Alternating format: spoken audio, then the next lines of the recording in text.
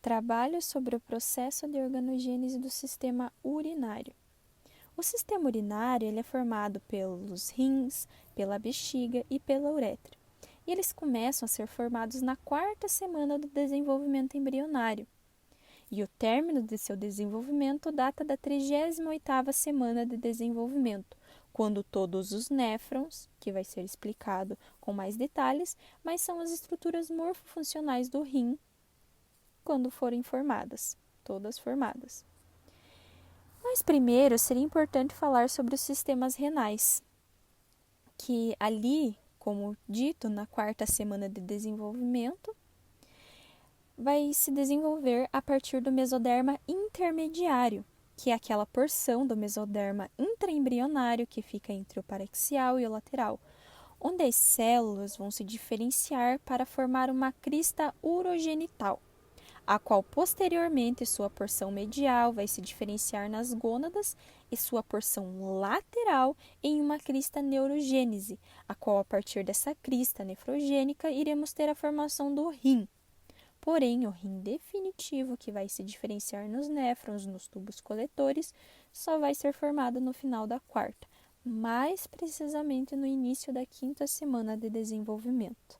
Falando com mais detalhes, então, ali no início da 4ª semana de desenvolvimento, esse mesoderma intermediário, que agora já é uma crista nefrogênica, na altura dos somitos cervicais vai se diferenciar numa vesícula renal provisória, chamada pronéfro. Esse pronéfro vai ter um ducto, que é o ducto pronéfrico, porém ele não é funcional, o qual vai logo entrar em um processo de degeneração. Mas, enquanto está entrando nesse processo de degeneração, o segundo par de vesículas provisórias vai ser formada, que irá se chamar mesonéfrico. Também tem ductos. E esses ductos, os quais se ramificam em tubos, irá ser funcional durante o início do período fetal, mas por pouco tempo.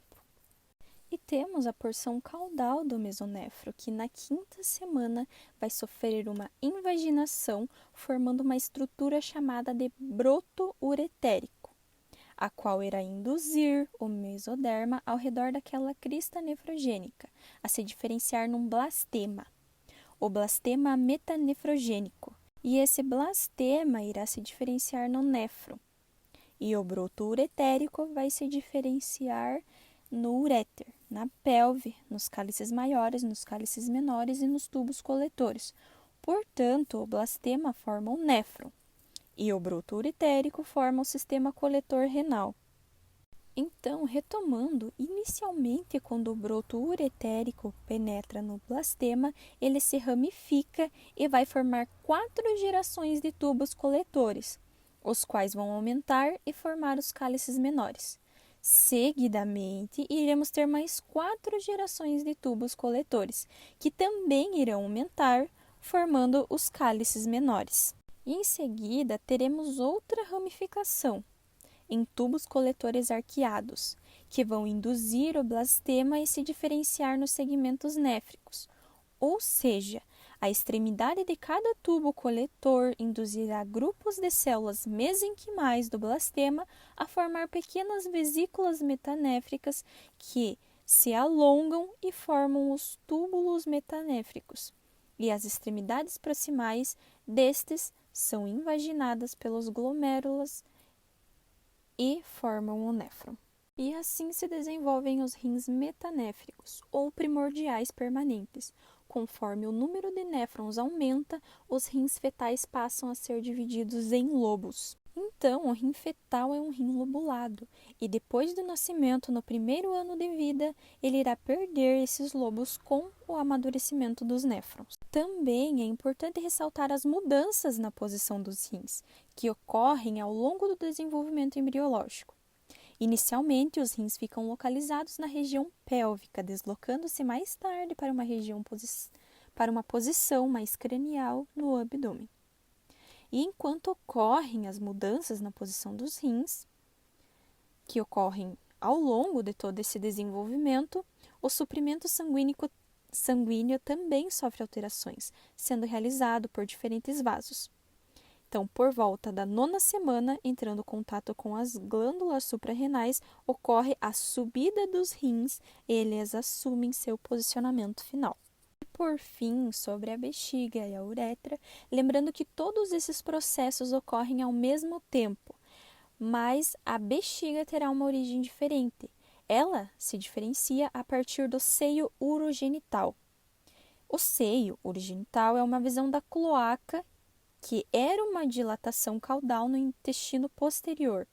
Porém, essa cloaca vai ser septada, vai ser dividida em uma porção ventral, que é o seio urogenital, e outra porção dorsal, que é o canal anorretal.